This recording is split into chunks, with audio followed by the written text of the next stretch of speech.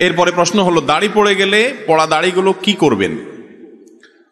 যদি দাড়ি ঝরে পড়ে যায় বা চুল ঝরে পড়ে যায়, যদি আপনার সুযোগ থাকে এগুলো একত্র করে এমন কোনো জায়গায় ফেলা, ধরেন এমন একটা মাটিতে ফেললেন যেখানে কবরস্থান বা কিছু আছে, আস্তে আস্তে এটা মাটির সাথে মিশে যাবে, তাহলে সেটা উত্তম।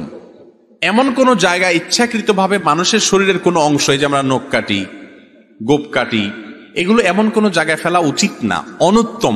যেখানে ফেললে অসম্মান হবে, ধরেন ময়লার মধ্যে ফেলে দিলেন, টয়লেটের প্যানের মধ্যে ফেলে দিলেন, ময়লার সাথে চলে গেল। এটা আল্লাহ তাআলা মানুষের শরীরকে সম্মানিত করেছেন। ওয়ালাকাদ কাররামনা বানি আদম, আল্লাহ আদম সন্তানকে সম্মানিত করেছেন।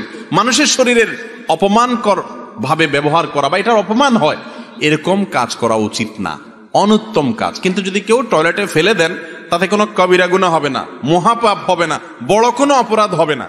ব্যাপারটা কি বুঝতে পারছেন? জাস্ট উত্তম অনুত্তম, ভালো আর মন্দ। তরকারিতে লবণটা ঠিকঠাক মতো হলে ভালো, একটু এদিক সেদিক হলেও পেট ভরে যাবে, কোনো অসুবিধা হবে না বড় কোনো। ঠিক একইভাবে এই চুল বা দাড়ি যদি পড়ে যায়, যেখানে সেখানে ফেলে দিলেন, এতে বড় কোনো অসুবিধা নাই। কিন্তু একজন মুসলমান সবকিছু, তরকারিটা যেরকম চান যে সব ঠিকঠাক মতো হোক, মাশাআল্লাহ, আমলটাও ঠিকঠাক মতো হোক, এটা যদি চান, তাহলে এগুলোকে পড়ে গেলে এমন কোনো জায়গায় ফেলেন, মাটিতে, অথবা মাটির নিচে দিয়ে একটা চাকা দিয়ে চাপা দিয়ে দেন, এটা হলো উত্তম। কথা কি বুঝাতে পারছি?